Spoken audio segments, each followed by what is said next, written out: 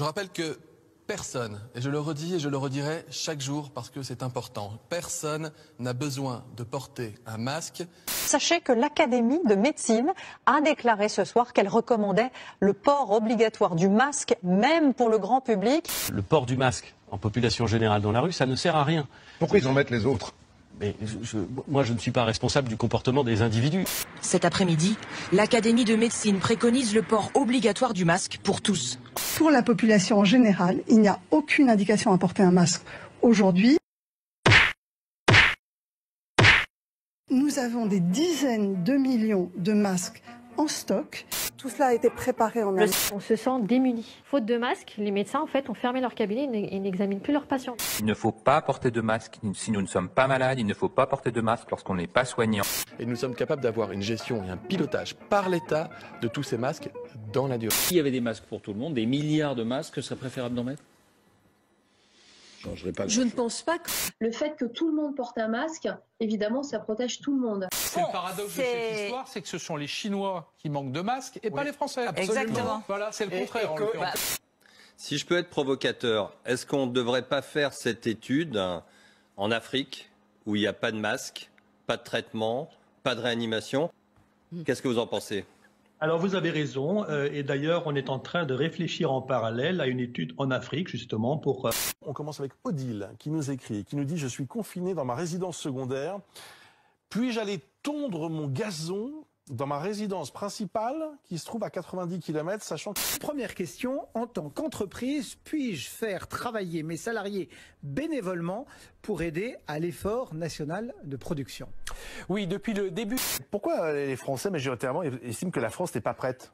Pourtant, on a un système de santé assez costaud, on a des hôpitaux, on a des procédures. On est en France dans la méthode qui a marché. Ouais. Je vais choquer tout le monde en disant ça, mais la pleurniche permanente hospitalière fait que on est en permanence au chevet de notre hôpital, peut-être de façon... Vous êtes dur, là. On ne peut pas facturer aux familles des frais pour un passage dans un entrepôt à Rungis. En fait, il y a 150 € de frais d'admission, à peu près. Ouais. Et on dit, en France, on a 6 jours pour inhumer une personne. Et forcément, comme les crématoriums et certains endroits, les délais sont un peu plus longs, donc les délais sont dépassés. Et à partir de là, à Rungis, on facture une journée supplémentaire 35 €. Et si la famille veut venir se recueillir, on paye pendant 1 heure, on lui laisse un espace pour 50 et quelques euros. On est quand même très surpris. Je pense qu'il faut poser la question au préfet, je ne sais pas. Nous leur devons évidemment les moyens, la protection. Nous serons là. Nous leur devons des masques, du gel, tout le matériel nécessaire.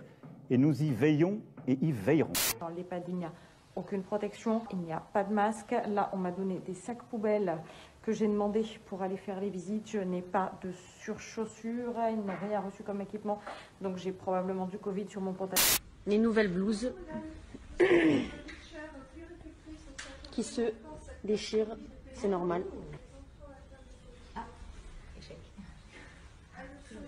Voilà. Comme on peut le voir ici, voilà. Et voilà. Voilà. Allez. Je vais prélever. Salut. Sur des prélèvements de Covid. À des appels qui ne puissent pas être pris en charge et donc qui ont conduit à la mort en établissement d'un certain nombre de résidents atteints de Covid-19.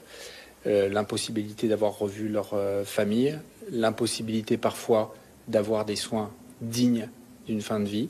Voilà, ce sont des drames comme tant de services hospitaliers en connaissent, tant d'établissements en connaissent. Je le dis avec un peu d'émotion, mais voilà, on fait ce qu'on peut. Le SAMU ne vient pas, le SAMU dit je ne peux pas. Voilà. Et les patients restent dans leur chambre. C'est ça qui se passe dans les EHPAD en France. Ce qui est assez frappant, c'est qu'en France, la confiance est très partagée et en l'occurrence minoritaire vis-à-vis du gouvernement. Autrement dit, il y a une particularité française. La particularité française, c'est le refus de la confiance majoritaire. Ouais.